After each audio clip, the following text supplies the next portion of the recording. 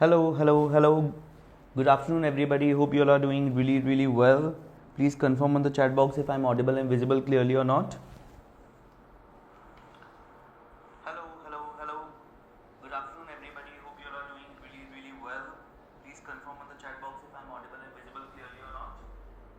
Okay, I was not visible. Thank you so much. I think now you can see me also. Okay, so let's just wait for 2 to 3 minutes more for others to join, and then we will be starting the session. What we are going to do today? Today we are going to solve the pre-December mock of AAA syllabus. Okay, so let's just wait for 2-3 more minutes for others to join.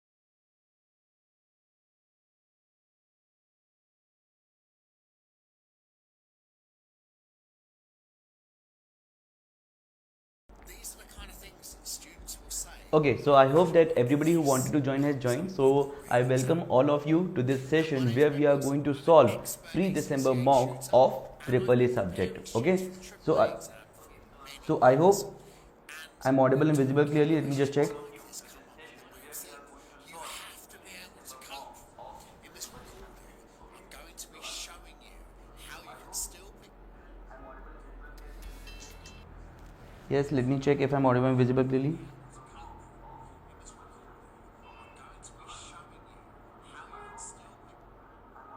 Yes.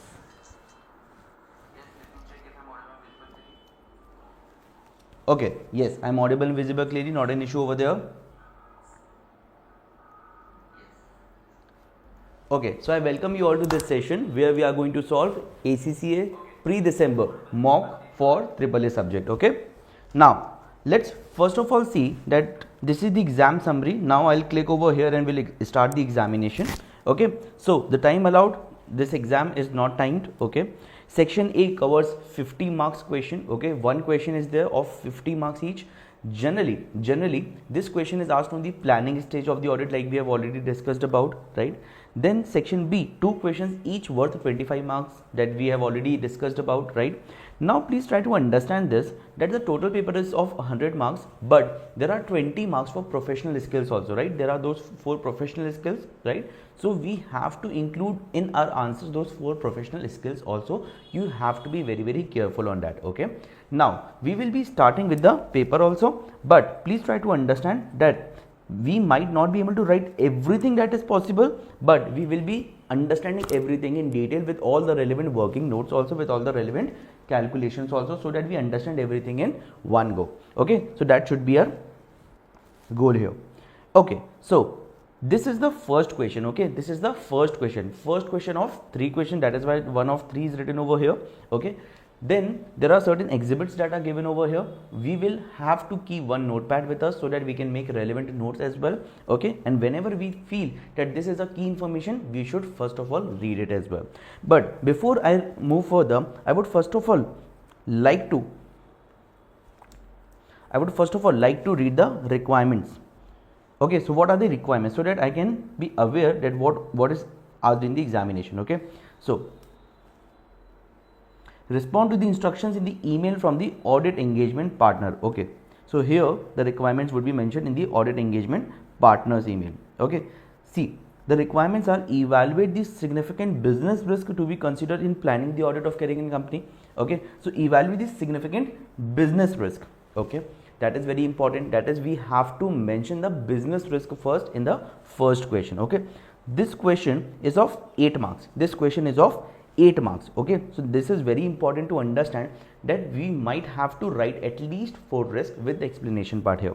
Okay, then evaluate and prioritize the significant risk of material misstatements to be considered in planning the audit. Okay, evaluate and prioritize the significant risk of material misstatement, that is, this is risk of material misstatement. For our discussion going forward, we will be calling it as ROMMS. Okay, ROMM, we will be calling it as ROMM. Okay, for simplicity. Then third question, this question is of 18 marks. Okay, so we will have to write everything that is possible over here that could be a significant, or that could be a risk of material misstatement.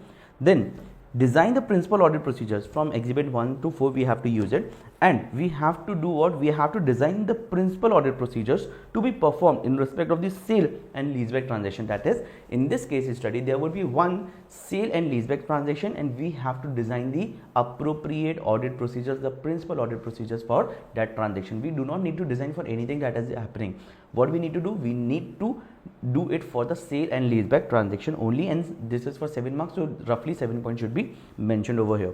Then evaluate the matters to be considered in deciding whether Martin and Company should accept the engagement to provide advice on carrying and company's sustainability information. So this would also be discussed over here, matters to be considered. Now my friends, please try to understand this one thing. That whenever we plan any of the answers, okay, for example, for these 7 marks questions, what we can do? We can write 7 points. For that 8 marks question, what we can do? We can either write 8 risk, or we can write 4 risk and explain it, right? But for a question like this 18 marks, okay, do you need to identify the 18 significant risk of material misstatement? No. What you need to do? You need to go through the case studies. Whenever you feel that this could be a significant risk of material misstatement, you need to write it, okay, with all the relevant explanations also. But please do not develop this habit of understanding that since it is for 18 marks, so we have to write 18 risks. No, you can write 5 risks also, but with the relevant explanation, with the relevant assumptions also, okay, and that would be sufficient for your examination. I hope this is clear. Okay, so partner's email, let's read in full. This email has been written to whom? To the audit manager, from Megan Hall, audit engagement partner. Subject is audit planning for Carrigan Company. So Carrigan Company is the name of the client. Let us write it. Okay, Carrigan Company is the name of the client. Let us write it. Okay, now date is 1st July 2025. Okay, hello, with the year ending approaching, I need you to start planning the audit of Carrigan Company. I met with the company's finance director Nia Ahmed last week to discuss recent developments for the business. I have provided you with a summary of the matters discussed at the meeting along with some projected financial information.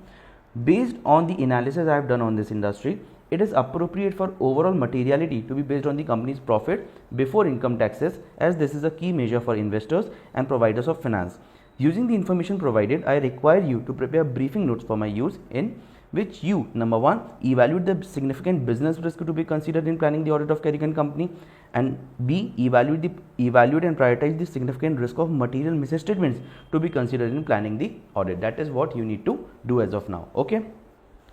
Okay, you will need to determine and apply an appropriate materiality threshold in your briefing notes also. Okay, so we have to determine the materiality threshold also, just in case if it was not mentioned also, we would have done it, not an issue over there, right? So that is sufficient for us.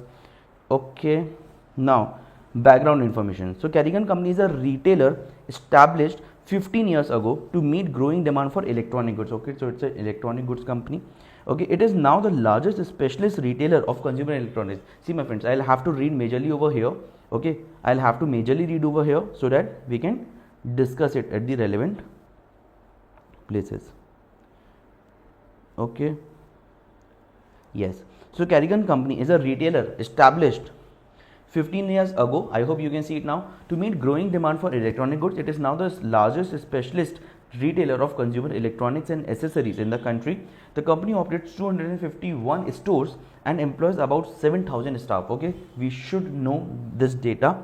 Okay, operates 251 stores and employs about 7,000 staff. Okay, while most sales are of the off-the-shelf electronic products, some stores carry cutting-edge or niche electronics also, like high-end audio systems or hobbyist drones. So these are available at certain stores only. These are not available at all stores. Okay, requiring staff to be trained in product features, usage, and handling of delicate components. Okay, so some stores might require certain trained staff for certain specific electronic products also. Some outlets sell specialized wireless devices subject to international radio and safety regulations also. Okay, most stores include a service and repair center staffed by qualified technicians who provide repairs, diagnostics, and software updates also. Okay, customers can pay per repair or buy an annual maintenance plan also. So customers has the option to choose from pay per service, that is whenever there would be service they'll pay, or second, they can choose from the annual maintenance plan also, where everything would be covered, right? That covers routine maintenance and quarterly checkups such as battery health checks, software updates, and minor repairs. The maintenance plan is very popular and historically accounted for about 10% of Carrigan company's annual sales revenue. Maintenance plan approximately 10%. Okay, so this is also very important, 10% of the revenue. Okay, now the cost of parts and technician labor have been rising, but management believes it would be uncompetitive to raise plan prices due to customer price sensitivity. That is, customer is very price sensitive. This is something that you should write. Customer is very price sensitive, so it would be very difficult for the company, and it is not preferable to increase the prices of these annual maintenance products. Okay, under the current accounting policy, the company recognizes revenue from sold maintenance plan at the date the plan commences. That is, on sale they recognize the revenue. Okay, that looks good. Let's read the third exhibit. Now selected financial information is provided to you. So extract from, this is extract, not the complete statement of profit or loss, but this is extract for the year ending 30th September. What is this date? This is 1st July. Okay, extract from statement of profit or loss. Okay, revenue is $803 million. So 10% of revenue would be $80 million. Okay, 10%, that is maintenance contract, would be $80 million. Okay, and operating profit is 172, profit before income tax is 60. So we can use, unless there's other information that is given which might make us believe that profit might not be the appropriate basis of materiality, appropriate benchmarking of materiality, what we can do, we can go for the profitability, PBT, as the materiality basis. So that is 60. Okay, extract from statement of financial position, total assets is $1,078 million. Okay, included in total assets is assets relating to stores purchased from ACE IT. Okay, $171 million. Other intangible assets $25 million. Trade receivables $44 million. Cash and cash equivalents $36 million. Included in total liabilities, bank loans $251 million. And results of preliminary analytical procedures is current ratio is 2.6 and gearing ratio is 31%. Okay, now there are certain notes also which has been mentioned over here, so definitely this will help us to frame our answers. Okay, ACE IT store acquisition, okay, this is one, this we have read here also. Assets relating to stores purchased from ACE IT. Okay, this is one vendor. On 1st May 2025, Carrigan company bought 20 retail stores from ASIT company, 20 retail stores, an electronic retailer in financial difficulty, at a cost of $171 million paid in cash. All stores will require a full refit to suit Kerrigan's format, estimated $9 million each. Oh my god, $9 million each. What is the profit? The profit is $60 million, and this is 20. That is 180, roughly $180 million, more than thrice of the profit. Okay. Management has not decided how many of the 20 to keep. Unused stores will be sold. That is, it is not mandatory that we have to keep all 20. Whatever would be remaining, that we can sell it also. Okay. Planned refits will run from November 2025 to January 2026. That is just after the year end. That is within 1 year. Other intangible assets related to software and other technological development cost. During the year, $3 million was spent on developing a new IT system for dealing with customer inquiries and processing $3 million. Okay, we'll have to check the materiality, and processing customer orders. A further $3.5 million was spent on developing a new accounting software. That's again a big amount. These costs have been capitalized as intangible assets and are all being amortized over a 15-year useful life. So we'll have to check that whether this life is appropriate or not, and then auditor needs to apply the procedures if it is material. Okay. Then trade receivables. Most Kerrigan sales are on cash, but an increased number of business customers purchase on 60-day credit accounts. In December 2024, Kerrigan engaged Recover Company, an accounting services provider, to handle the credit control function. Recover is an external service organization. Okay. Then we have read this. Now the meeting notes.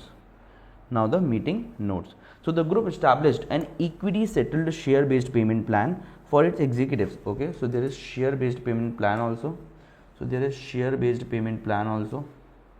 Okay. There is share based payment plan also. Okay. Now, share-based payment plan also for its executives. On 1st October 2024, 250 executives and senior managers have received 100 shares options each, which vest on 30th September 2017. Okay. If the executive remains in employment at that date, okay, and if Kerrigan Company share price is increased by 10% per annum, no expense has been recognized this year, as Kerrigan Company share price has fallen by 5% in the last 6 months. Okay. And so it is felt that the condition relating to the share price will not be met this year. Okay. On 31st March 2025, Kerrigan Company sold a property for a leasing company, Cold Company, for its fair value at this date. The property is situated in a sought after area with a high demand for rental properties for retail purposes. Cold Company has assessed the remaining life of the property to be more than 50 years, and under the terms of the sales agreement, Kerrigan Company will lease the property back from Cold Company for a period of 10 years. That is sale and leaseback transaction. This is exactly what the partner's email was talking about, right? And there is one requirement, principal audit procedure for this. Kerrigan Company has treated the transaction as a sale and leaseback transaction in accordance with IFRS 16 leases, and de-recognized the property in financial statements and recorded a sale in accordance with IFRS 15, which is revenue from contract with customer. Kerrigan Company has launched a line of premium electronics under its own brand, the Kerrigan range, including smartphones and matching accessories. Okay. These products are manufactured in another country and imported. This is one important point. Purchases of Kerrigan. Let's write. Okay. Purchases of Kerrigan brand goods from foreign suppliers are predicted to be $7 million. Okay.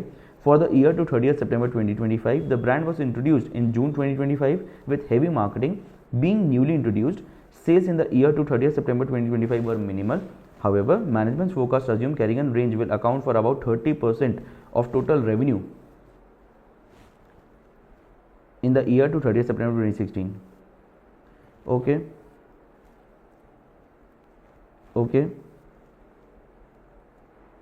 Now, during the year, Kerrigan Company arranged an additional bank loan to support cash flow during the launch of the new Kerrigan range and the planned refitting of the stores acquired from ACE. Okay, that is good. Now, sustainability information.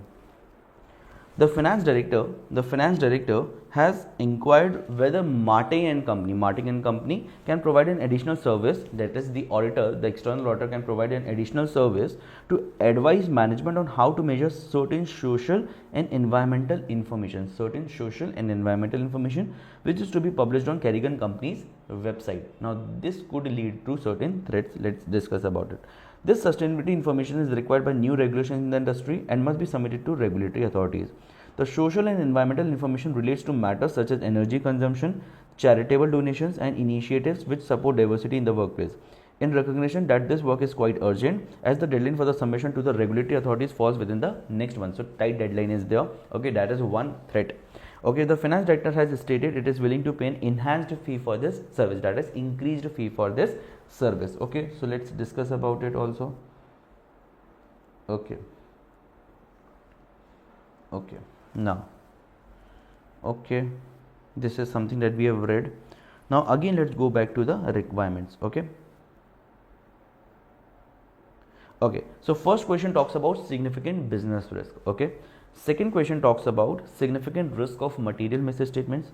Third question talks about designing the principal audit procedures to be performed in respect of sale and leaseback transaction. And fourth question talks about what matters needs to be considered before accepting the engagement, that is acceptance procedure. These are the four things. Okay, let us write. Okay, now let's do something here. There's certain information which is mentioned over here, right, which we have already read through. Now let's go to the next part and try to answer it. Okay, now let's go to the main part and try to answer this particular thing.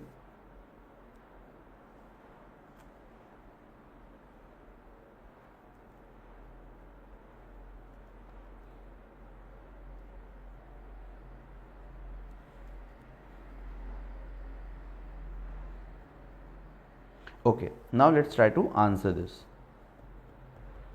Okay, I'm unable to type over here for some technical difficulty. Let me check.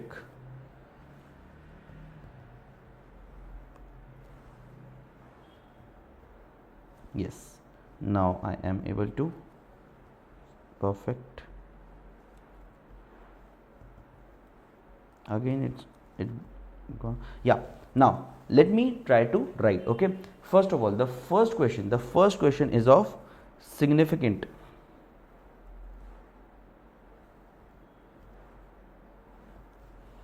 business risk.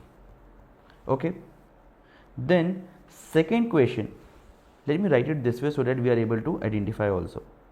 Okay, I'm helping you write all the keynotes. Okay, so significant business risks. Okay, then there is significant risk of material misstatement. Okay, then principal audit procedures for sale and leaseback. Yes, and finally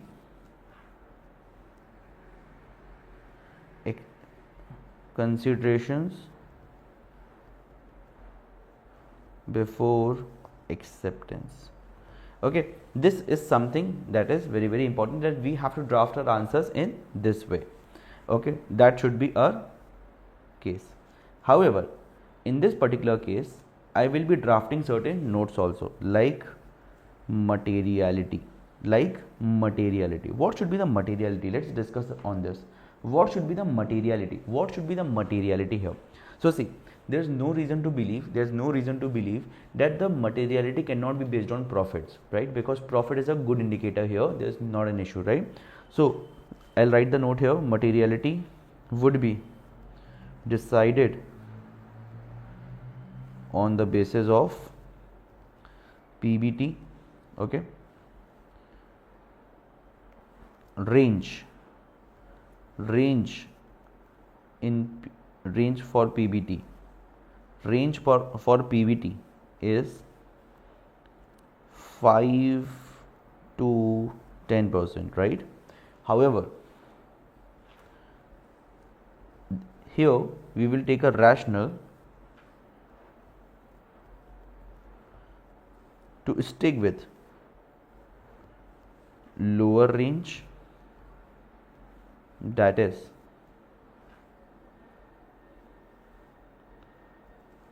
now dollar. This is dollar. Okay, so dollar 3 million to dollar 6 million. How? So since PBT is 60 million, remember PBT was 60 million. Since PBT is 60 million in the rounding off phase, right? So that is how we have done it. Okay, now we will be going with 3 million, that is 3 billion as range is 3 million to 6 million because PBT is $60 million. I hope this is clear. This is for the materiality part. So now the materiality is finalized as $3 million. I hope this is clear. So we have done one part, which is we have calculated the materiality first. Okay, I hope this is clear. Yes.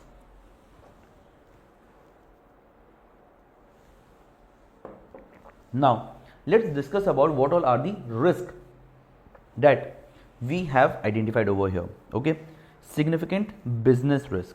Okay, so I have made notes. So significant business risk, what should be the significant business risk over here? So tell me one thing, in all the discussions that we have had, we have identified maintenance contract as one of the things, right? It is material also because it is 10% of the revenue, so some 80 million, and the material is 3 million, so it is material also, right? Then the cost is increasing but price cannot be increased, so that is one part that is very, very important here. Okay, so what it should be called? It should be called as maintenance contracts. I am just writing the keywords over here. Okay, maintenance contract. When I talk about the maintenance contract, what do we mean by it? When I talk about the maintenance contract, is it material? Maintenance contract, I am just giving the heading. So material as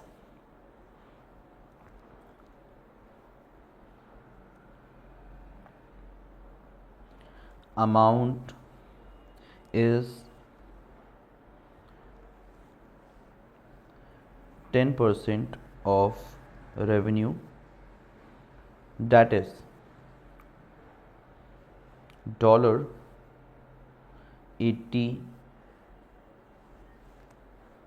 that is $80 million approx, right?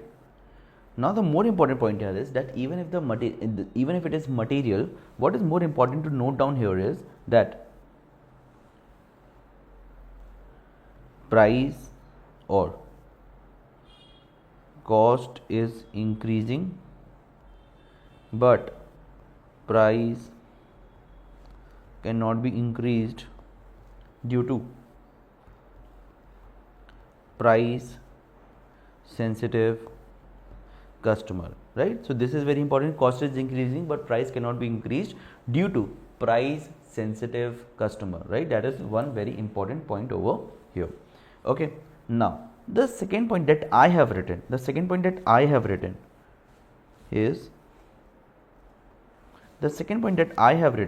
once I will be completing all the points that I have written, what I'll be doing is I'll again go through the key pointers of the case study and we'll see if there's anything else that should be mentioned here. Okay, so second point that I have written is regarding the store refits. There were certain information that were given that should be mentioned over here, but I have not written the complete notes, so let's go and check. This is equity based. I think here it should be there. Here, yes, this one. On 1st May 2025, Kerrigan Company bought 20 retail stores from ASIT, an electronics retailer in financial difficulty, at a cost of $171 million paid in cash. All stores will require a full refit to suit Kerrigan's format. Management has not decided how many to keep.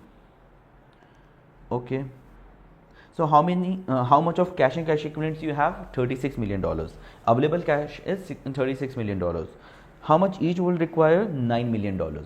So generally only 4 stores will be able, and this needs to be done in next 3-4 months only. So might not be the additional cash also might not be available. So here it could happen that only 4 stores will be able to be refitted. That too, if we go to the very extreme and incur expense out all our cash into it, right? So yes, that is one thing that should be mentioned over here. Okay, so let's write it. Store refits. Okay, is it material? So yes, material. That is something that you should always write first. Okay, if it is material or not, that is very important. Material because 20 stores into 9, or let me write this way, into $9 million each equals $180 million. Okay, which is even more than the profits. So definitely, and let me write, and the cash available is just $36 billion. So all stores cannot be refitted. We have cash only for 4 stores. Okay, that is very, very important over here. Anything else that I have written? No, I have written one more thing, but let's collaborate it here first. So it was also written that this could be financed by taking more loans, right?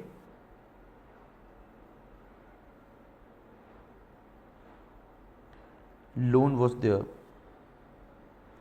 So it could be done through bank loan also, but they anyways have a lot of bank loan. A big bank loan is already there. 25% of the total assets is already a loan, and they are talking about taking further loan of 180. So that is very important to understand. Okay, even taking bank loan might not be a good choice here, as company already has loan amounting approx 25% of total assets, right? That is very, very important to understand over here. Okay, that is something that is very, very important over here. Now we have discussed about one trade receivable issue, right? We have discussed about one trade receivable issue. Over here, right? We discussed about one trade receivable issue. So trade receivables, that is also a very big risk. Trade receivable or credit risk. Let's go and read it. Here. Okay, in case of trade receivables, most Carrigan sales are on cash, but an increasing number of business customer purchase on 60-day credit accounts. In December 2024, Carrigan engaged Recover Company, an accounting service provider, to handle the credit control function. Recover is an external service organization. So increased risk of credit sales, and therefore bad debt risk is increasing over here. So trade receivable or credit risk increased. Now the data is not given, so we cannot mention it. Increased number of credit customers might result in poor cash flow and increase bad debt risk as well. Okay, so this is important. Now the fourth one. Now I have written just 3 as of now. Okay, I have written just 3 as of now. Let's go and check if there could be anything else that could be of information here. Not this one. What about this one? This we have written about the Now we can write one more point of the trained staff. Let me write trained staff could be there. Okay, so we can write requirement of trained staff in a particular tool or gadget might be difficult to find. Okay, that could be one risk. Then fifth one, let's read more.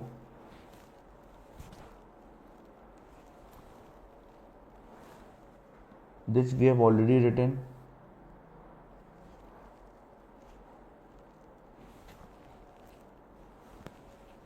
The groups are equity settled. This would be risk of material misstatement, right? Not the business risk. Okay. Leasing company. This is also not business risk. Including smartphone, these products are manufactured in the country and imported. Purchase of Caribbean brand goods to be $7 million. The brand was introduced with heavy marketing. However, management forecast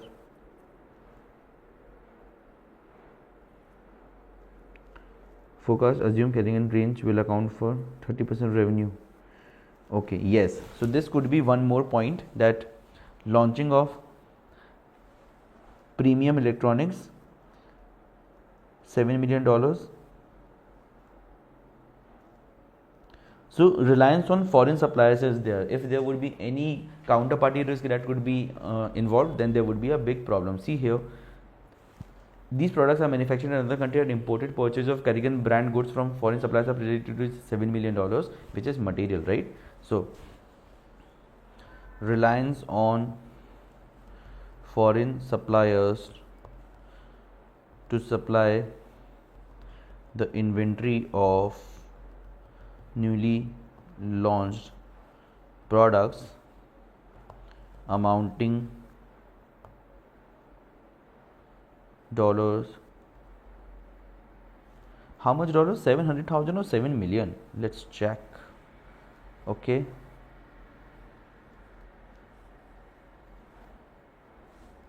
$7 million.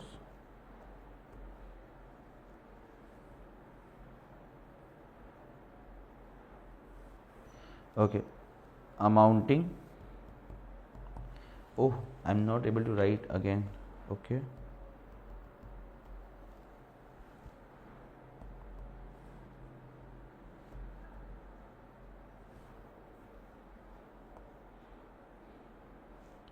Amounting $7 million, which is material, as the materiality is $3 million. Okay, right? So this is very, very important for all of us to understand. I think with this we have completed the first point, where we were discussing about the significant business risk, because we have given the rationale also. We have written 5 points and we have given the rationale also. So with this we might have completed the first requirement. Okay, just first, sir, as of now, yes, we have spent approximately 33 minutes in reading the question and writing it. But why we are taking a little extra time? Because we are understanding everything in very slow manner. If I would be appearing for the real examination, I would not be explaining it, right? I would be continuously typing. Okay, so that is important. Now evaluate and prioritize the significant risk of material misestimate to be considered in planning the audit. That is very, very important for us to understand over here. Okay, so evaluate and prioritize the significant risk of material misestimates to be considered in planning the audit.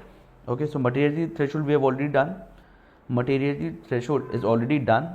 Now let's talk about this significant risk of material misstatements. Okay, so number 1, see, when we talk about material misstatement, where accounting could go wrong, right? So materiality, let's write it. Materiality is $3 million as calculated above, right? Now let's discuss about what all could be the pointers that might be written in significant business risk. Oh, significant risk of material misestimate. So here there's no point. Let's read this. I have also written certain points over here which are related to this maintenance, ASIT and all only, but there are certain other points also, like share based payments, like the development cost. Okay, all of that is also written by me. Okay, is retailer established 15 years ago to meet growing demand for electronic goods. It is now the largest specialist retailer of consumer electronics and accessories. Okay, there's no risk of material misstatement per se.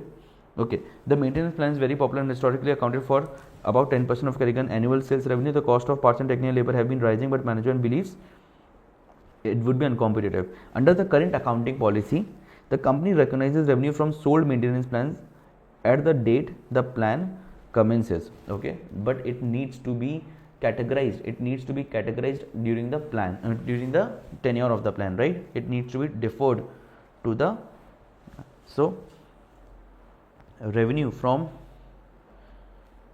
maintenance contracts is recognized at the time of commencement of plan, but it should be deferred to the period of the plan, since amount is approximately $80 million.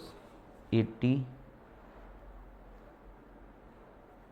since amount is $80 million, how 10% of revenue, this would be considered material as well. Now second point that I have written is related to ASIT. Okay, so let's go there. Here there's no other point, right? Let's go here. So here there is ASIT. Okay, now this might be plan refits will run from 25th November to January 2026. So this might, since this is an 18 marks question, we should try to write at least 9 points. Okay, but there's no such requirement. You should read the case study and you should write all the points that you can think of as the risk of material misstatement, that is a significant risk of material misstatement, and not looking at the marks. But generally for each mark you have to write at least 1 point, but in this case, since it is an 18 marks question and if there are no 18 risks, then what you can do, you can write 9 with the explanation part. Okay, so is IT store acquisition. On 1st May 2025, Kerrigan company bought 20 retail stores from Ace IT company, and electronic retailers in financial difficulty, at a cost of 171 million paid in cash. All stores will require a full refit to suit Kerrigan company's format. Management has not decided how many they want. Okay, this could be risk of material misstatement. Planned refits will run from, okay,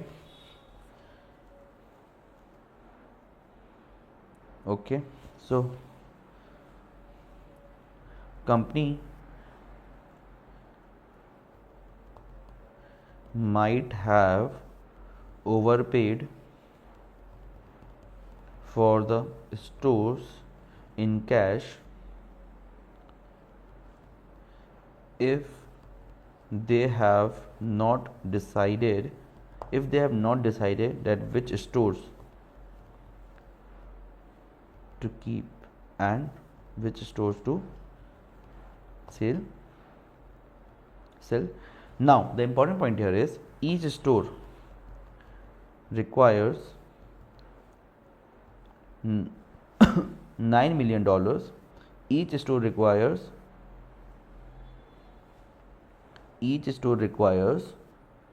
$9 million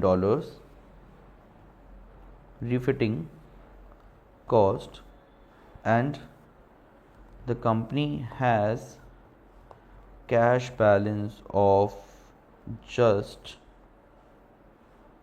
$36 billion. So this is also important to understand. Okay, I hope this is clear. Now let's read more. Other intangibles is related to software and other technological development cost. During the year, $3 million was spent on developing a new IT system for dealing with customer inquiries and processing customers. A further $3.5 million was spent on developing a new accounting software. These costs have been capitalized as intangible assets. development cost incurred on intangible assets needs to be evaluated for feasibility before capitalizing. Right, this is important, that before capitalizing they should be tested for feasibility, whether they have passed the feasibility test or not. That is very important over here, that whether they have passed the feasibility test or not. Now let's read more. Anything else? Trade receivables. More carrying companies are on cash, but an increasing number of business customers purchase on 60-day credit accounts.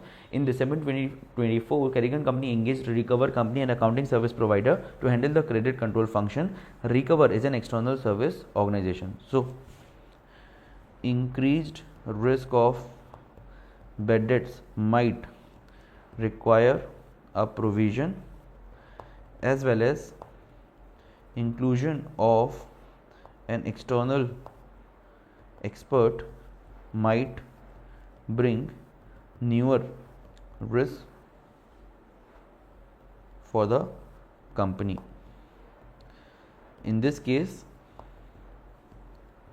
the company should develop appropriate controls. So can we write about controls during this question, which is risk of material misstatement? Yes, because risk of material misstatement is also taken care of by internal controls, right? Should develop appropriate controls to address these risks. I hope this is clear. This is point number 4. Now let's read more. Any other information that is there? No. Now, meeting notes. So, group established an equity settled share based payment plan for its executives on 1st October. 250 executives and senior managers have received 100 shares options which vest on 30th September if the executive remains in employment at that date, and if Carrigan company share price increases by 10% per annum. No expense has been recognized this year as Carrigan company share price. Okay. Recognition of share based payments expense needs to be evaluated as per IFRS, as the vesting period is undergoing and the relevant and the amounts might also be material. Okay, so this is important. Now sixth point. Now for the sixth point, let's see. Since there is no information of share price that is given, that is why I have not mentioned whether it is material or not, but it could be material, right? I hope everything is clear. Just in case if you have any doubts, please feel free to reach out to me on the chat box. I am available over there also, not an issue. Okay, now on 31st March 2025, Carrigan company sold a property to a leasing company. This is for the principal audit procedures also, but we can have certain points for the risk of material misstatement also. Code company for its fair value at its date. The property is situated in a sought after area with a high demand for rental properties for retail purposes. Gold company has assessed the remaining life of the property to be more than 50 years. Is it even allowed? We'll have to check. And under the terms of the sales agreement, Carrigan company will lease the property back from Gold company for a period of 10 years. Okay, that is important. Let me see if I have made certain notes on this. No, as of now I have not made certain notes on this, but we can definitely write it. Okay, I did not mention it under that relevant area when I was reading the case study. Okay, Carrigan company has treated the transaction as a sale and leaseback transaction in accordance with IFRS 16 and de-recognize the property. Okay, that is appropriate. Okay, so recognition and de-recognition of sale and leaseback property should be done as per the relevant IAS and IFRS standards, which are leases, property, plant and equipment, right? As per the relevant IFRS standards. Okay, since the amount is material. What is the amount, by the way? Is it written over there? What is the amount? Is it written over there? What is the amount? No. So amount might be material as well. Okay, as since the amount might be material as well. This is 6th point. Now the 7th point. Okay, now the 7th point. Let's go. Carrigan company has launched a line of premium electronics under its own brand name. That is important. Okay, so one minimal, however, management forecast assume will account for about 30% of total revenue. Okay. Reliance on the suppliers that we have already written. During the year, Carrigan company arranged an additional bank loan to support cash flow. Okay, and plan refitting.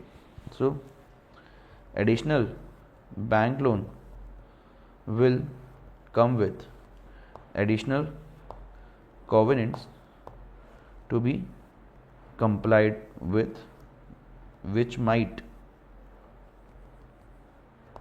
cause further problems to the company. That is important.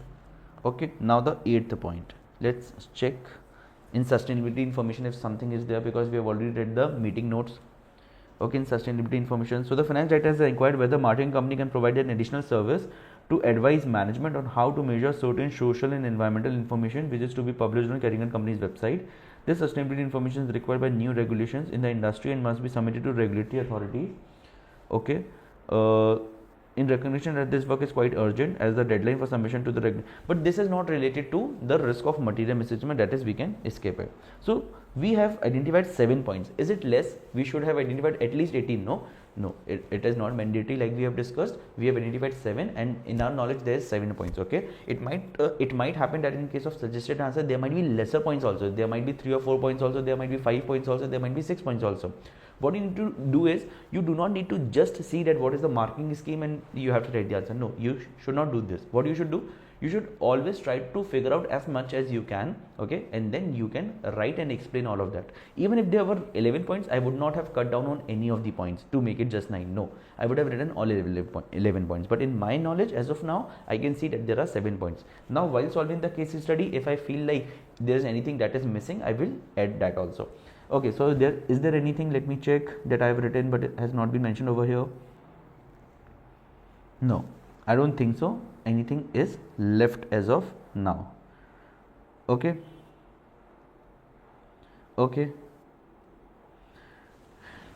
so this is important. Now let's go for the principal audit procedures for sale and lease back. Now this is something that we can directly write. Okay, we have already spent approximately 48 minutes. Now in next 10 to 12 minutes we will be able to solve this entire question. 1 hour for one question. But my friends, this is of 50 marks also, right? So, and we have understood everything, we have written everything, so that works, right? That works. See, this question was of first question was of how much marks? Let's check. First question was of 8 marks, then 18, that is 26 plus 7, that is 33 plus 7, which is 40 marks. But sir, 40 marks, it was 50, right? No, my friends, 10 marks is for the professional skills, right? Professional skills, analysis and evaluation, communication, remember communication, then professional skepticism. So that is very, very important for all of us to understand. Okay, so those 4 professional skills will lead to this. And the final one is business acumen, whatever you are writing, whether that makes business sense or not, right? So that is very, very important. So we are solving a 50 marks question, so that is why it might take certain time also, that is okay. Principal audit procedure for sale and lease back. Now what I can do is, I can politely read once, okay, that what is the sale and lease back transaction, and then I can close it also.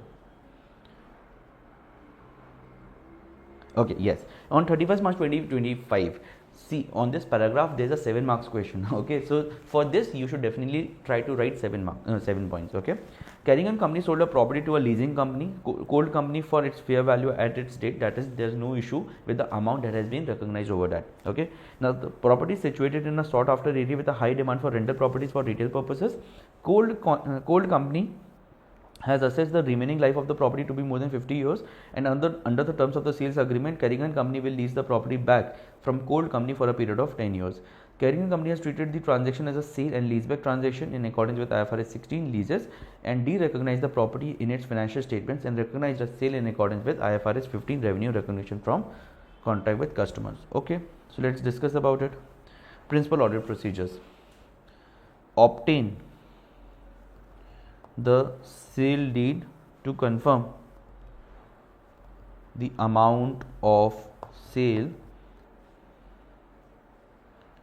Okay, number 2, once you have obtained the deed, you have verified the amount of sale, then what you can do, check whether the derecognition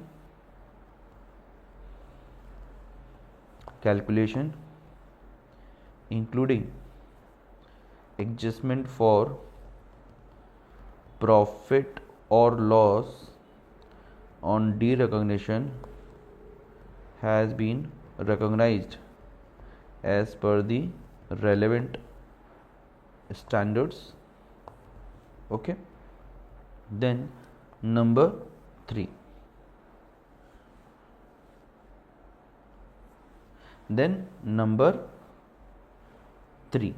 okay, check or recalculate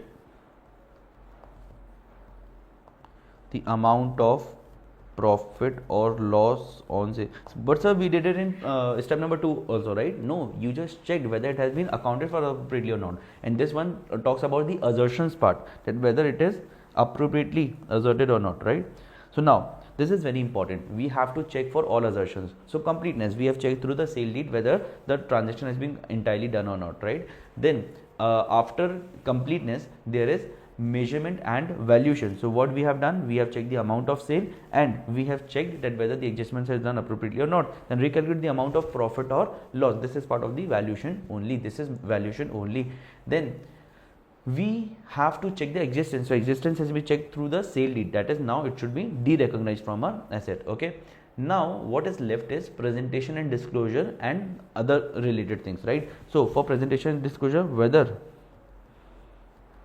the relevant disclosures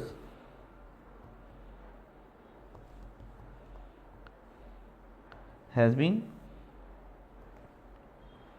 updated and disclosed for sale of the asset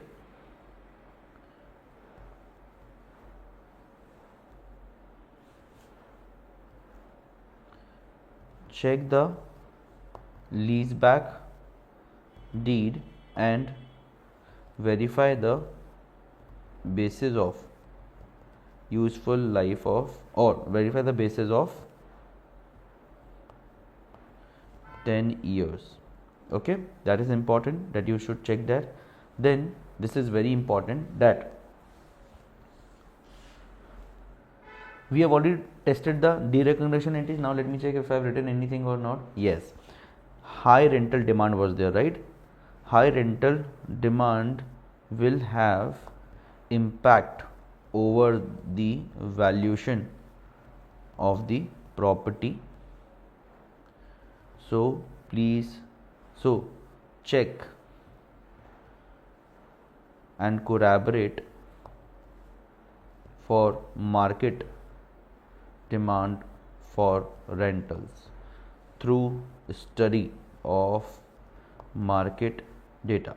See, we have anyways written 6 points. Now 7th point should be, 7 points could be, check whether amount, depreciable amount has been updated to calculate and account for depreciation appropriately. I hope this is clear. Any questions so far? I hope this is clear. Any questions so far? This is principal audit procedure for sale and leaseback. Any procedures that you might think of that we might have missed? Anything do let me know. Then we'll talk about the considerations before acceptance. the last question out of this 50 marks question. Anything? Yes, please let me know in the chat box if there's anything.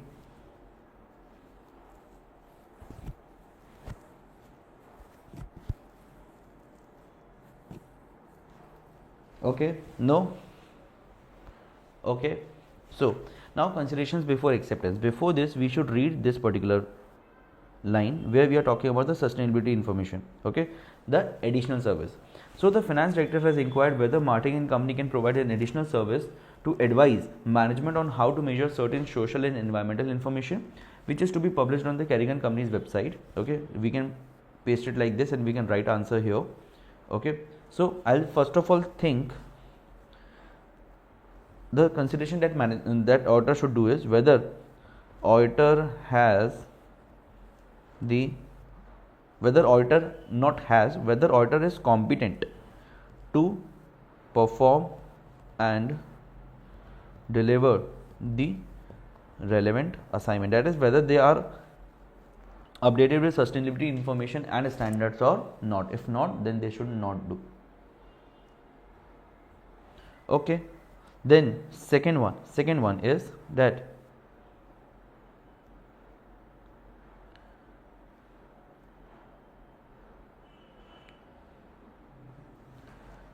whether auditor has the expertise to understand and evaluate or work of an expert would be required.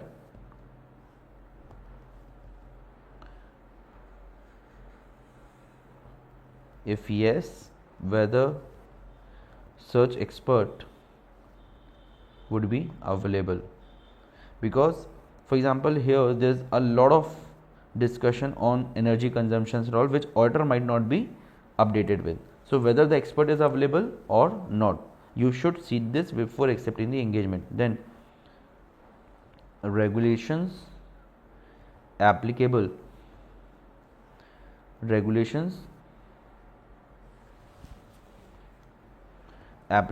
on the entity and whether auditor would be able to comply or not.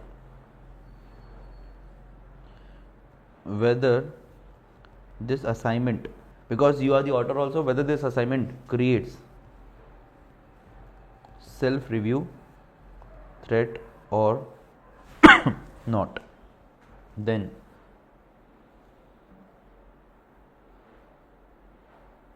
whether increased fees is as per the market standard or might create self-interest threat or not. Then the sixth one. Now I have written all my points. Let's see if I have written something over here. So yes, the tied deadline is one thing that is very important over here. Tied, whether auditor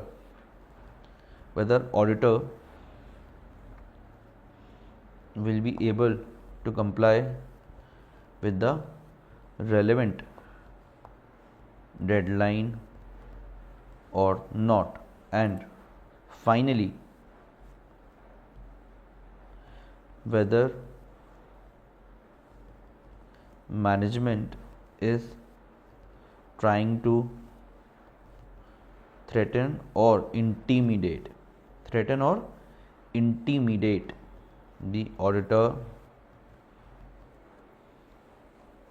by attaching the external audit assignment for further years to the acceptance of this assignment. This could happen, no? That management is saying that if you do not accept this, we will not be giving the external audit also to you in the next year. So with this we have completed all of our answers. Let's just quickly go as a safety measure. Let's just quickly go and check if we have identified all the informations, if we have written all the requirements or not. So the first requirement was evaluate and significant business risk Evaluate the significant business risk to be considered in planning the audit of carrying company. Second, evaluate and prioritize the significant risk. So we have not done the priority. Let's do this. But generally, you do not need to prioritize for everything. You need to prioritize 1, 2, 4, and that's how you should go forward. Okay, but you should give the rationale also. So let's do that. This one, right? Significant risk of material misstatement. So revenue from interference with contracts. Company might have overpaid for cash. Okay, development cost incurred on needs to be evaluated before. This would be priority on the basis of judgment and application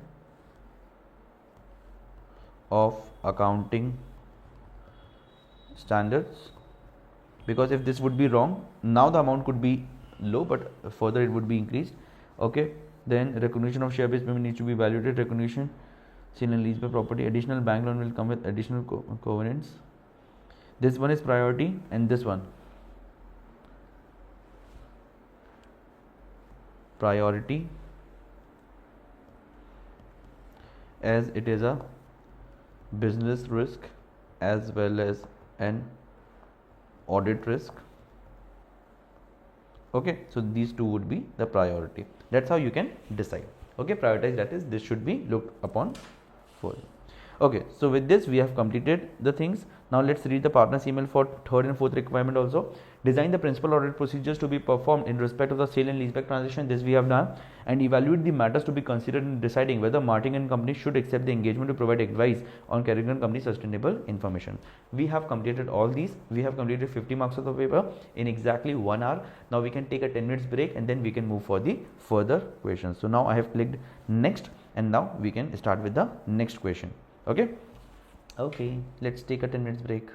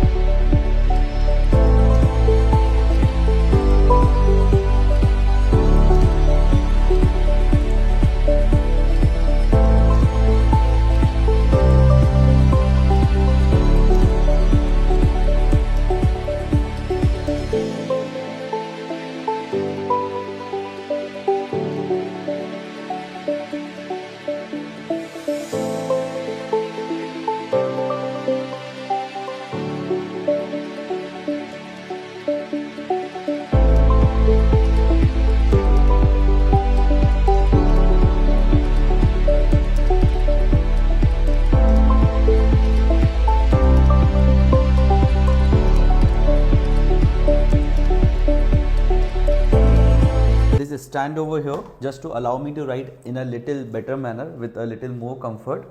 Okay, so I hope I'm audible and visible clearly. Yes, please confirm if I'm audible and visible clearly. Let me check.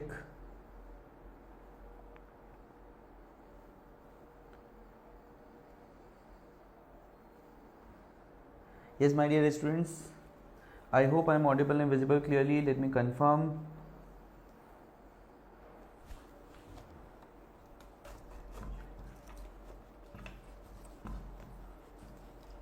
Okay. Yes, perfect. Perfectly fine. Okay. Now, so let's start reading the second question. The section of the exam contains 2 questions. Each question is worth 25 marks and is compulsory. This exam section is worth 50 marks in total. Okay. Important, in your live exam you must enter your answer for each question in the response options provided for that question. Any answers entered into a response question provided for a different question will not be marked. This we have already understood, that you have to write at the appropriate place only. Okay, plus we are not the junior level students. We by the time we enter into AAA, we must know this, right? Indicate which requirement each of your response relate to, so that this is clear for markers. Show all notes, right? So here, even if we have made this mistake, let's clarify it, right? Even if we have made this mistake, let's clarify it over here. So for this, we should clearly write that this is for A. Okay, we should write that this is for B. We should write that this is for C. Okay, and we should write that this is for requirement D. Okay, so that will make the process very smooth. Okay, now next. Okay, so this is the question. It is 1st July 2025. Again, I will mark certain pointers over here. This is 1st July 2025. You are an audit manager at Crypto & Company, a firm of chartered certified accountants.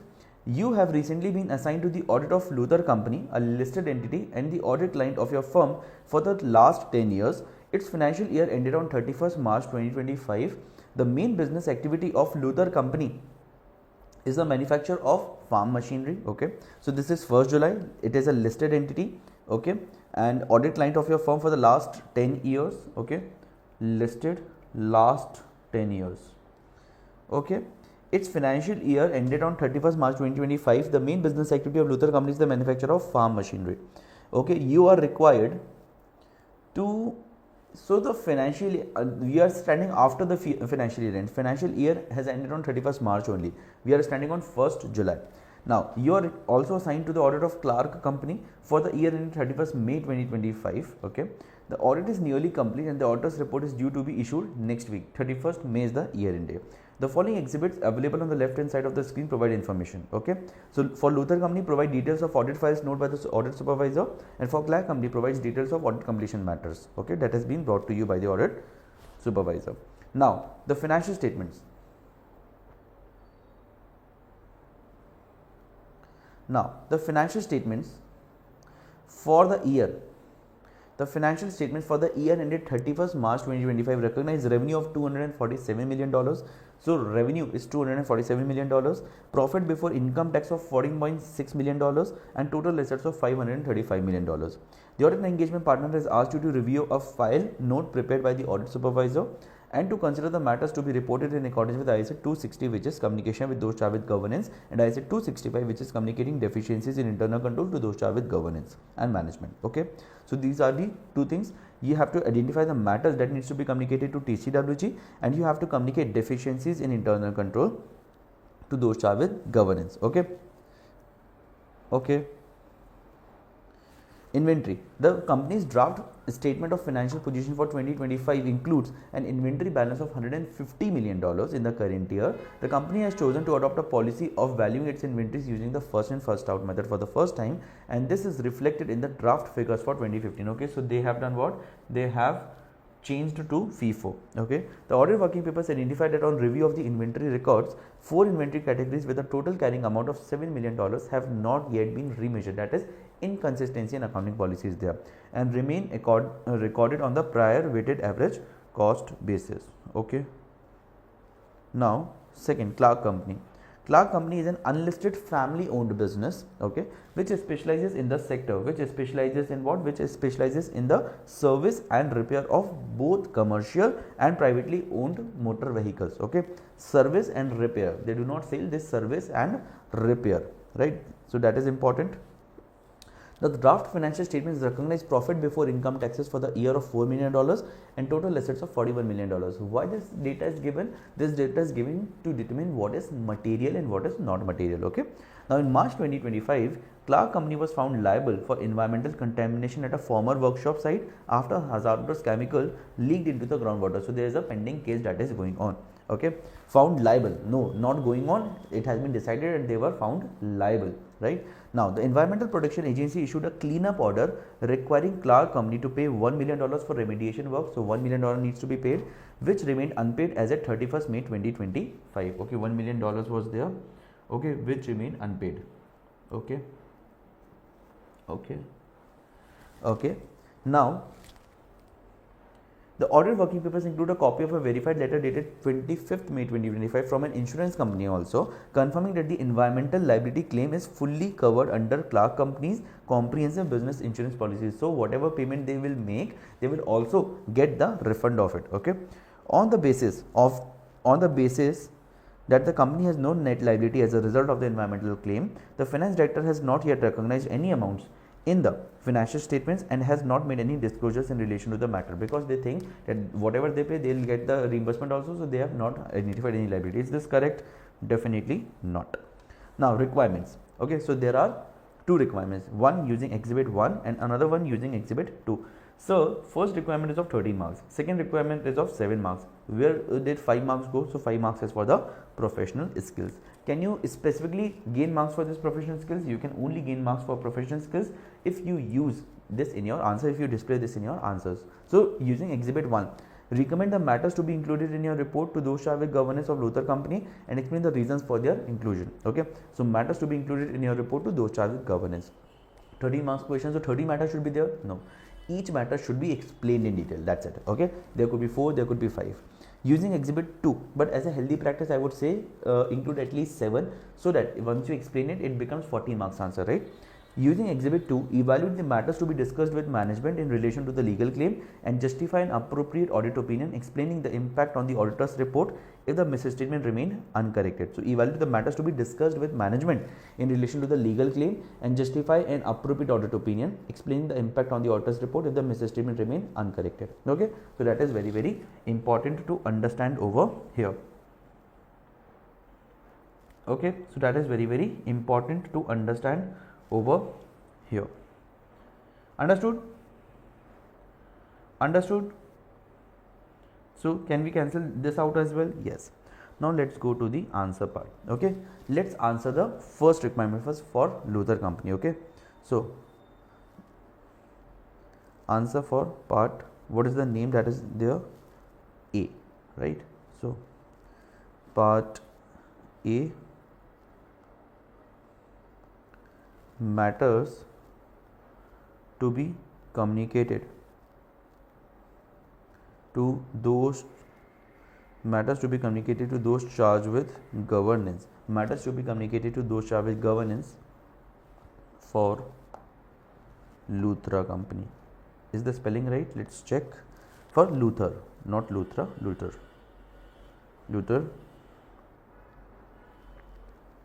Company. Okay. Now, point 1, matters to be communicated to those charged with governance. Okay. First of all, what would be the materiality?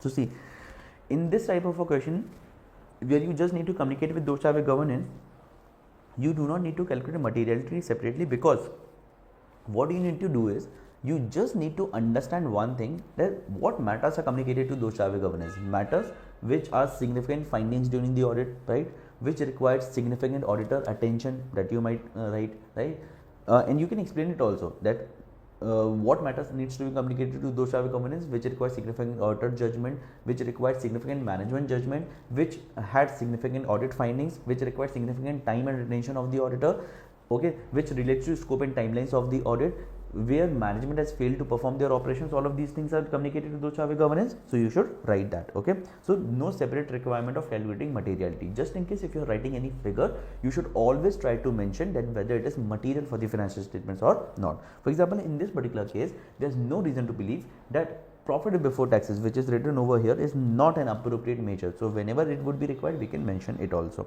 As a healthy practice, you should always mention that. Okay, so nothing, just 5 to 10%. In this case, there is no bigger risk, so 10% could be taken. 10% as in $14.6 million into 10%, which is $1.46 million, could be taken as materiality. Okay, now inventory. The draft statement of financial position for 2025 includes an inventory balance of 150. Some inventory has not been revalued, like we have discussed, right? So that is one thing that might need attention. Okay, so this one, number one is change in accounting policy. So whenever there is change in significant accounting policy, in this case inventory valuation, it definitely requires significant auditor judgment. Change in accounting policy from weighted average to FIFO for inventory, as it must have required, there is no reason to believe here, so it must have required significant auditor time and attention. So we have written the reason also, right? Second thing that is important over here is, let's read it. Second thing that is important over here is that there was a total carrying amount of 7 million which has not been remeasured. So inventory amounting $7 million. Now we'll have to check for materiality. Okay, but we'll write it material as, now we will write the answer for this one. Okay, inventory amounting $7 million has not been remeasured, that is inconsistent. It is not just the measurement issue, it is inconsistent application of accounting policy.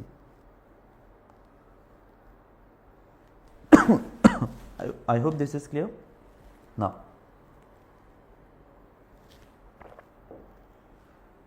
okay, this is done for inventory. Anything else that I have written? No, I think these are the 2 points that I have written. Right, now comes to warranty provision. So in respect of the company's long-term product warranty provision, an independent valuation firm with specialist knowledge and experience provides estimates of the warranty liability as at 31st March. The liability was materially lower than the prior year because of changes to key assumptions. Okay, so this is one thing, key assumption. Okay, then the reason for those changes were not included in the valuation report, and though the company's finance director explained to the engagement partner that as the valuation firm was experienced, they did not feel the need to ask for further details. Okay,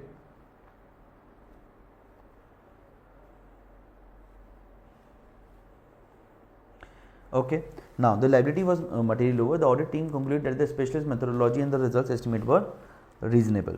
Okay, so let's write it over here. Okay,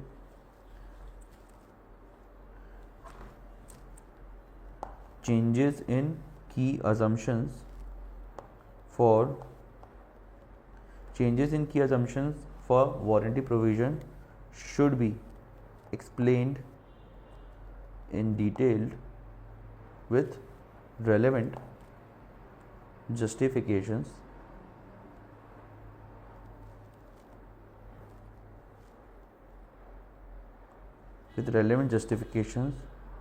However, it has not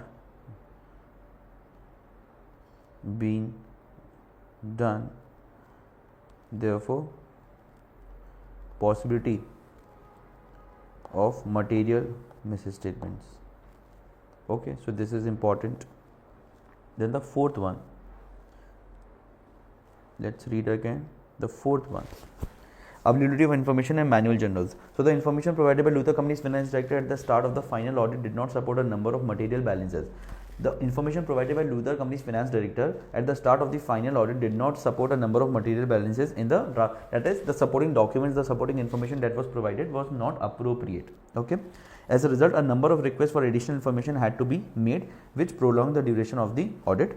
Even when additional information had been provided, the audit team found it difficult to agree the draft financial statements, that is, was not directly reconcilable because of several manual journal entries which had been made. Manual journal entries, that is, after finalization of trial balance, there were other entries also. Significant additional audit testing was undertaken as a result. Similar problems in confirming manual journal entries were noted in the previous year and were discussed with the audit committee. So this should be communicated because this is a continued matter from previous year audit regarding manual entries has significantly increased the time and resources applied on the audit. Auditor could in fact ask for additional fee for this as well. Okay. Now let's write one point for each one. Then if we are short of points, we will try to explain more. Now, engagement partner. You are aware that your firm had intended to replace the current engagement partner Lex Green with Lois Khan, who is crypto and company's other specialist in this industry. Unfortunately, Lois was taken ill earlier in the year and will not be available until next year's audit engagement. As a result, 2025 is the 8th consecutive year in which Lex Green has acted as the engagement partner. It is a listed company, right? So the maximum timeline available is 7 years. So no change in engagement partner even after completing 7 years, which is not as per the requirements. It is only allowed in case of exceptional circumstances, which is not applicable here. So that is one thing that should be communicated. Then for Luther Company, procurement procedure. During the testing of trade payables, it was found that an approved supplier list is not maintained and invoices received are always matched back to goods received notes. This was mentioned to the procurement manager, who said that suppliers are switched often depending on which supplier is the cheapest, so it would be difficult to maintain an up-to-date approved supplier list. No approved supplier list might result in purchases without authorization and failure of internal controls. That is important. Also, poor management in providing, or let's make it a separate point, internal controls. Now, 7th point, poor management in providing supporting information showcase less oversight by TCWG, resulting into poor processes. Okay, I hope this is clear. So with this we have completed question number 1. Now let me check if I have written something else also. Warranty provision, weak oversight, delay in providing information, extra fees for delay should be there, which we have not written but we have discussed. Manual entries, issues 1 year ago. Engineering partner, we controls on procurement. Yes, we have written everything. Okay, so with this we have summarized part A. Now let's go and summarize part B. Let's go and summarize part B. Okay, let's go and summarize part B here. Okay, so what was part B? Let's read it again. What was part B? Part B was evaluate the matters to be discussed with management. Okay, in relation to the legal claim and justify an appropriate audit opinion explaining the impact on the auditor's report if the statement remained uncorrected. Okay, appropriate audit opinion and explaining the impact on the auditor's report. Okay, so number two, we are talking about number 2. Okay, so these are disclosures regarding that legal case.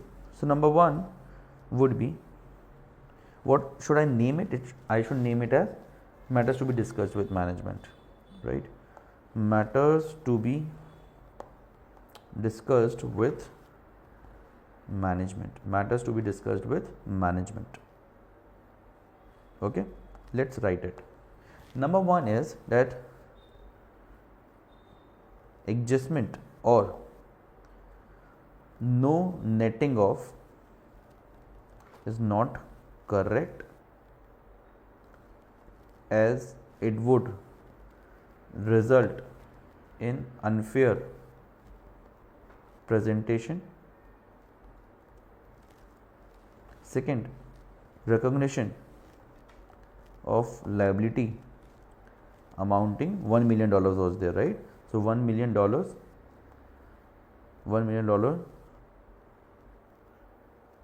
should be adjusted.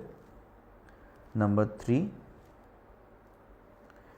now since there is an agreement and it is virtually certain that the company would be able to recover it back from their insurance company, so there should be recognition of contingent assets of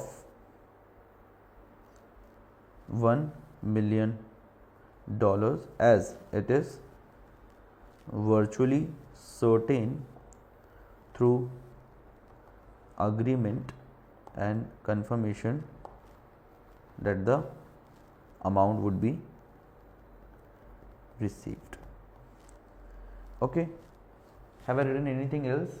Yes, there should be relevant disclosures regarding the legal case and relevant payments and receipts to be made in the financial statements. However, now the opinion part. Now the opinion. So opinion would be qualified opinion, as there is material misstatements in FS which has non-pervasive effects and lack of evidences or disclosures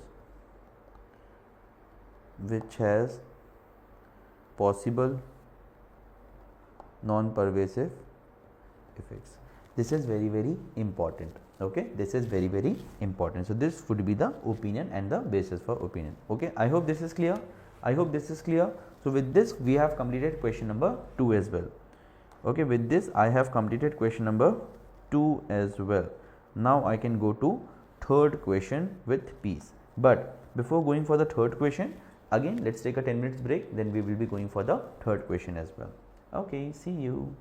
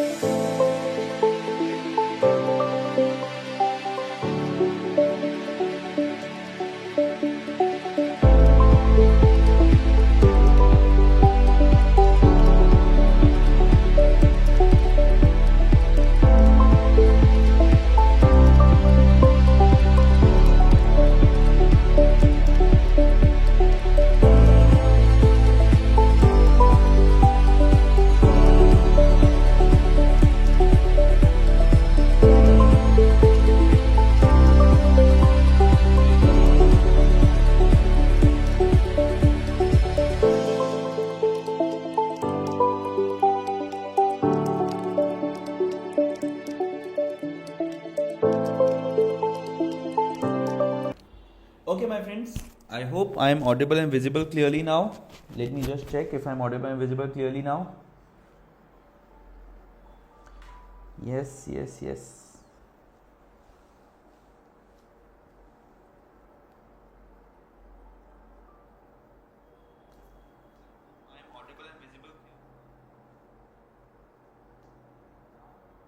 Okay, yes, I'm audible and visible clearly. Thank you so much. Okay, now, so let's go to the next question. The next question is about, so there are certain exhibits which are given over here. The requirements is of 25 marks. Again, the requirements would be divided into 20 marks plus 5 marks for the professional skills, right? Now, it's 1st July 2025. You are a manager in Merida & Company, a firm of chartered certified accountants which offers a range of assurance and accounting services. Your firm has been approached to provide assurance to Aerial Diagnostic Company, a company which is not an audit client of your firm. It's not an audit client, okay? We have to provide the assurance services. Which one? We'll get to know. On a potential acquisition. So generally it would be due diligence service, right? The following exhibits available on the left hand side of the screen provide information relevant to the question. A summary of the request from Zeus Palace, Aerial's CEO, Aerial co-company information, okay, and Aerial company's extracts from audited financial statements. Okay, great. Summary: the management of Aerial Diagnostic Company, Aerial company has requested, where we will be calling it as Aerial company going forward, has requested that a due diligence review be conducted on a potential acquisition. You have just had a conversation with Zeus Palace, Aerial CEO, who made the following comments. Aerial company is a medical diagnostic provider. Okay, let us write certain points. Aerial company is a medical diagnostic provider specializing in imaging and pathology services. Okay. In the last few years, the market has changed significantly, with most healthcare providers and patients using online services. This has led to a reduction in profits, and we recognize that we need to diversify a range of services in order to survive. As a result of this, we decided to offer a subscription-based digital health platform to customers, which would provide customers with access to a full range of diagnostic services online. So they want to go online. Okay, they want to go online. Okay, so let me write everything so that we can frame a proper answer for this. Okay, so okay, reduction in profits, that is one thing. Reduction in profits online. Okay, as a result of this, we decided to offer a subscription based digital platform to customers, which would provide customers with access to our full range of diagnostic services online. On investigating how to set up this platform, we found that we lack sufficient knowledge and resources to develop it ourselves, and begin to look for another company which has the necessary skills, with a view to acquiring the company. Okay, possible acquisitions. Okay, that is important. Possible acquisitions. Okay, we have identified Hestia Health Company, which would be called as health company in our discussions, as a potential acquisition, and we have approached the bank for a loan which will be used to finance the acquisition if it goes ahead. Okay, so health, yeah, possible acquisition is health company. Okay, now Aerial company has not previously acquired another company. We would like to engage a firm to provide guidance regarding the acquisition. This is definitely a due diligence only, right? Now, Aerial company. Zeus Palace has sent you the following information about Hestia company. Hestia company as in the possible acquisition. Okay, Hestia company was established 4 years ago. Okay, 4 years ago.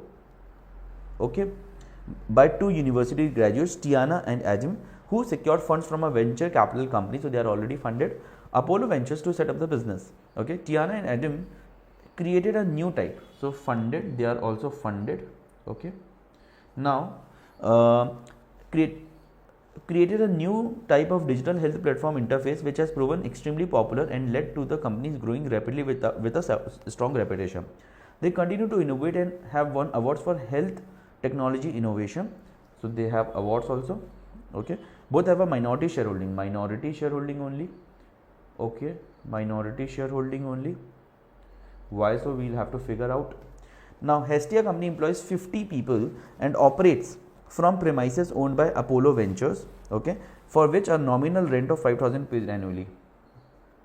Rental from investor, nominal rent is $5,000 annually, that too annually. Okay, now the company uses few tangible assets other than computer equipment and furniture and fittings. Okay, so there are very few tangible assets other than computer and furniture and fixture which is required to work. The biggest expense is wages and salaries. Okay, wages and salaries is the biggest expense. Okay, and due to the increased demand for health tech services, freelance specialists have been used in the last 6 months. Okay, freelancers are also used. According to the most recent audited financial statement, HTA company has a bank balance of $500,000, $500,000 or $500,000. Okay, now the company has 3 revenue streams: developing and maintaining digital diagnostic systems for healthcare providers, subscription based analytics platform, and licensing of clinical and patient databases. Okay, so let's discuss. Developing and maintaining a digital diagnostic systems for healthcare providers. HTA company charges a one-off fee to its customers for the initial development of a diagnostic system and for maintaining the system for 2 years. Okay, the amount of this fee depends on the size and complexity of the system and averages 10,000 per system. The customer can then choose to pay another one-off fee averaging $2,000 for HTA company to provide maintenance for a further 5 years. That is, for first 2 years it is 5,000 per dollar. Okay, service 10,000 for 2 years, then 2,000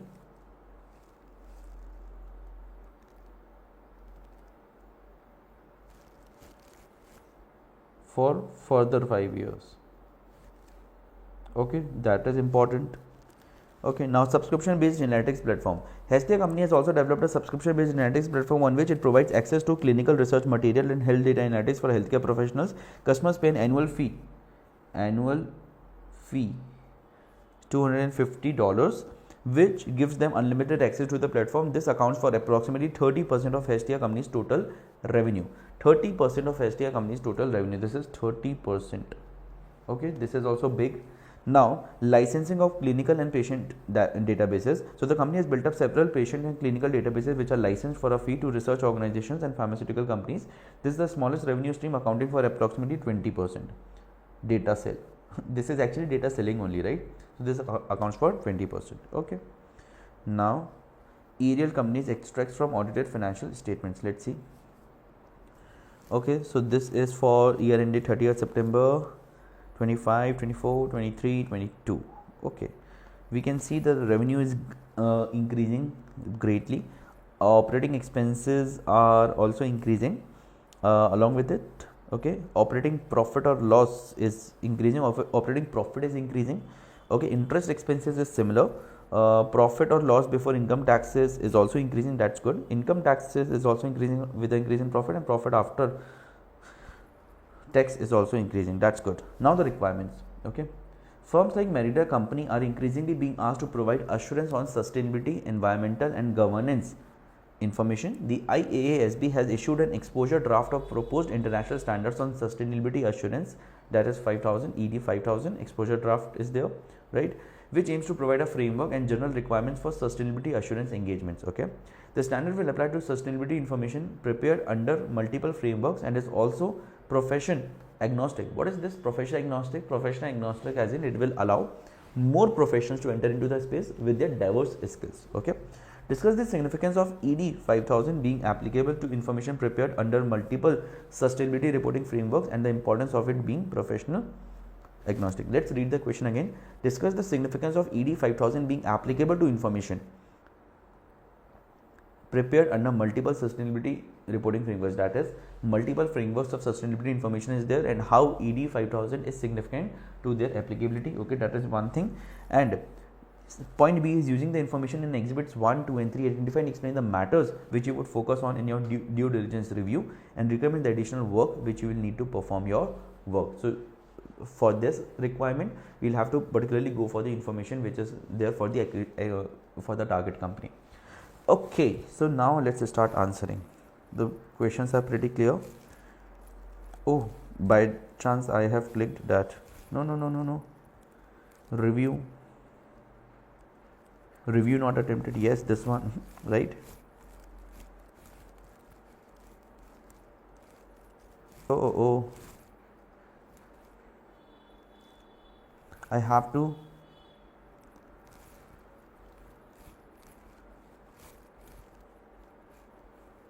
Yes, this one, yes, I have to write it. Thank God I have not ended the examination, otherwise it would have been a very big issue, right? So first thing is requirement A, okay, significance of ED 5000. Okay, so point A, significance of ED 5000. See, first of all, and profession agnostic. See, let's discuss about it first. When exposure draft is prepared for sustainability information and it will include multiple frameworks, so this will definitely help to align the work of a professional with the international requirements, right? This could be the requirement from various jurisdictions. So various jurisdictions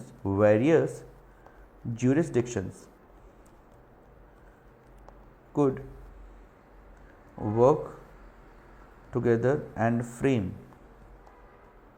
sustainability standards which would be similarly applicable to all jurisdictions, resulting in better. That question was of 5 marks and 2 questions are there, so we are just writing in short here. Okay, so various jurisdictions could work together and frame sustainability standards which would be similarly applicable to all jurisdictions, results in which would result in better comparison and viewpoint from an international framework. Okay, that is very important. Now number 2 that we were talking about, that allowing other profession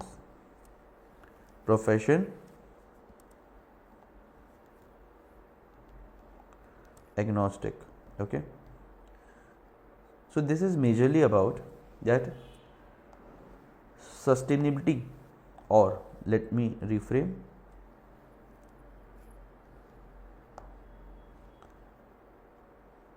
understanding, evaluation and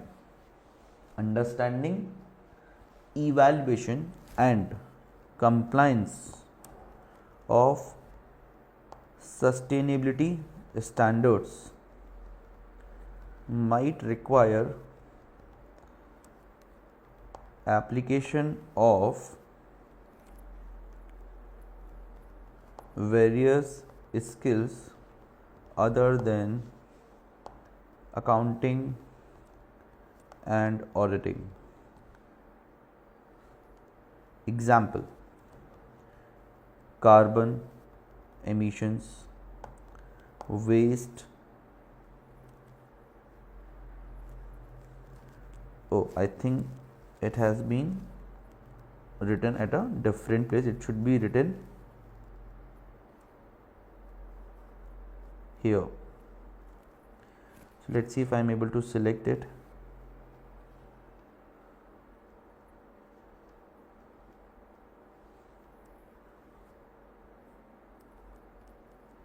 Yes. See, this is only happening because I am typing on iPad and not on my laptop. Okay, for better view, for zooming out facilities and everything. Otherwise, this would not have happened. So don't worry about it. Okay, now for waste disposals, etc. This will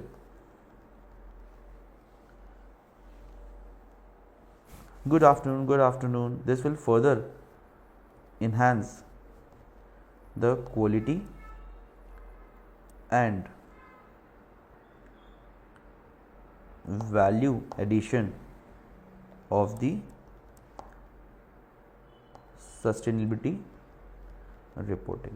Okay, so this is very, very important. That is, if various people would be joining, it will definitely help in better management of the waste disposal, which will further increase the communicative value of the sustainability reporting. I hope this is clear. I hope this is clear. Yes. Now can we go for the next part?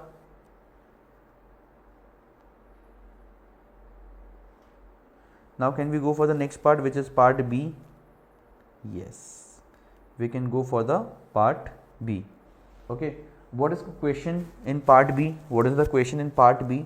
So the question is, using the information in exhibits 1, 2 and 3, identify and explain the matters which you would focus in your due diligence review and recommend the additional information which you will need. Okay,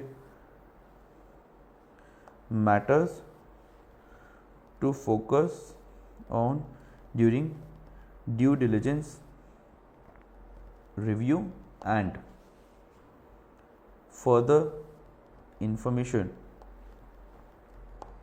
that might be required. Okay, let's discuss it. Number 1, see, I've already mentioned certain pointers over here. So number 1 would be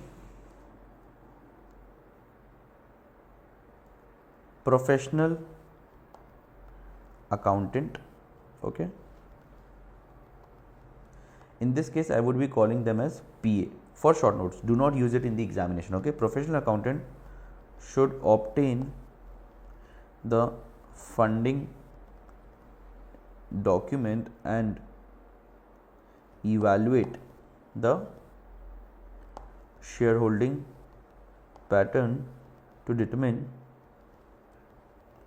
who has the control to sell the company. Second, PA should understand why the founders have minority share holding in the company. Third, okay,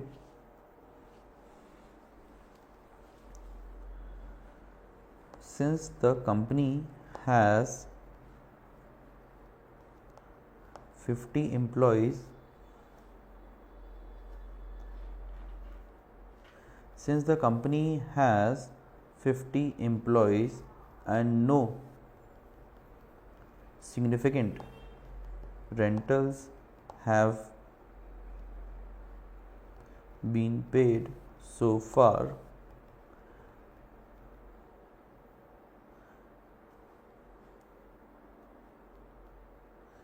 PA would evaluate the impact on profitability after the rent, considering the rentals to be paid after acquisition, because they are not paying the renters now, but they'll have to eventually allow some place to these 50 people to sit, right? So that will have some impacts over there. Okay, that is very important. Okay, what else? Okay, okay, wages and salaries. Okay, should understand and evaluate the quantum of wages and salaries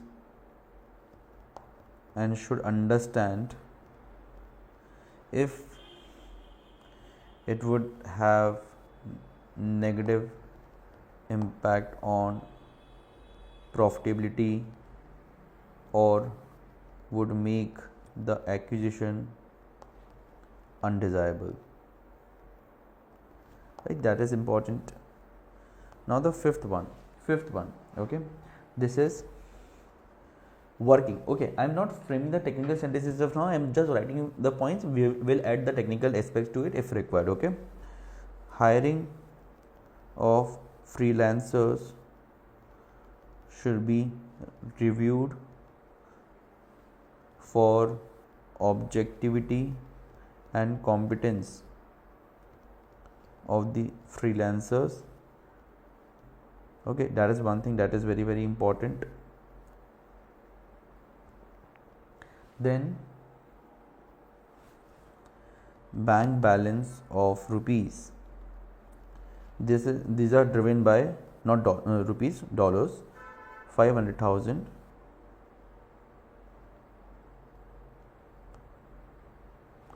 looks positive and would have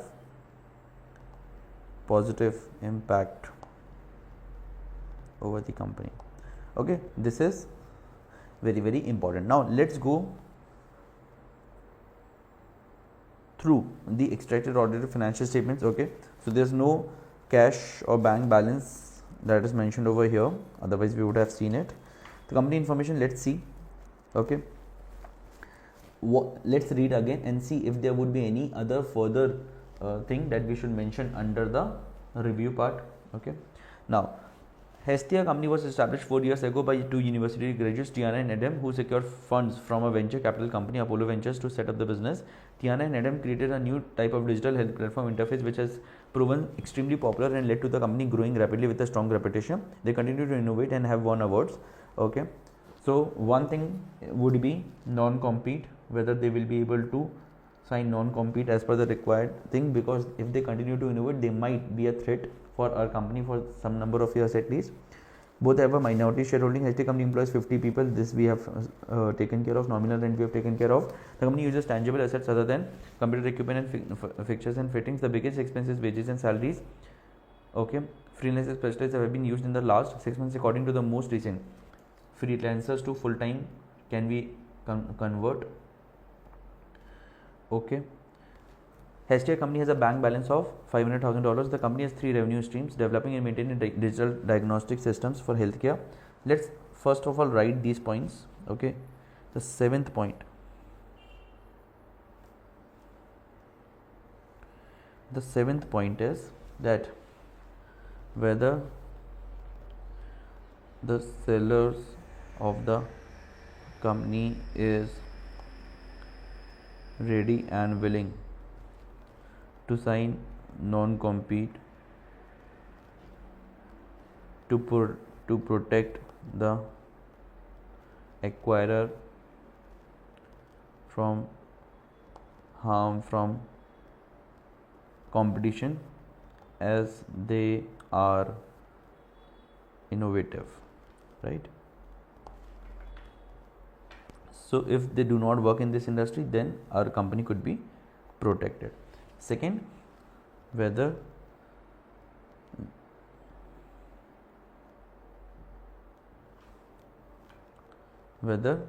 company will be able to convert freelancers to full-time employees if demand increases further or new employees would have to be looked for. Okay, that is important. Now again go and read the information. Developing and maintaining a digital diagnostic system for healthcare providers. HTA company charges a one-off fee to its customer for the final development of the diagnostic system and for maintaining the system for 2 years. The amount of this fee depends on the size and complexity of the system and averages 10,000 per stream. The company can then choose to pay another one-off fee averaging $2,000 for HTA company to provide maintenance for further 7 years. Now I will categorize it into the heading further information. required. Okay, under this I'll write first point, whether or basis of charging such different fees for first 2 years and next 5 years. Imagine, no, first 2 years is $10,000, next 5 years is $2,000. So why so? Then, has a company developed a subscription based analytics platform? This accounts for approximately 30%. Okay. Source of information updated. Source of information for subscription based model, and whether the client would be able to continue it as it is a significant source of revenue, that is 30%.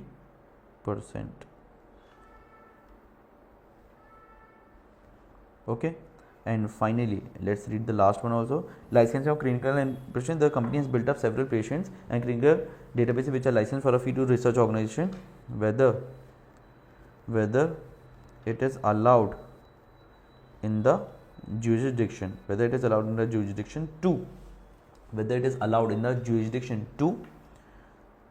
offer data for research purposes, because sometimes it is restricted, you cannot sell off the data, you cannot license the data. So whether it is allowed to offer or to license data for research purposes, whether it is allowed. So this is the further information that would be required. See, the question is of 15 marks, but we cannot write 15 marks for say, right? So we have written 8 points over there and 3 points over here, total 11 points, but we have explained it. Now in the real answer, what you should do, you should also try to evaluate and copy paste other points if you feel that there would be an addition. If you can make it 15, it's good. Even if you cannot make it 15, do not worry about it, because you cannot generate self-generated points, right? You cannot write that. So you cannot write the assumptions part over here. What you can do, you can also write over here, for example, that amount of acquisition in the additional information required, amount of acquisition to be discussed, and check if the client would be able to pay that much.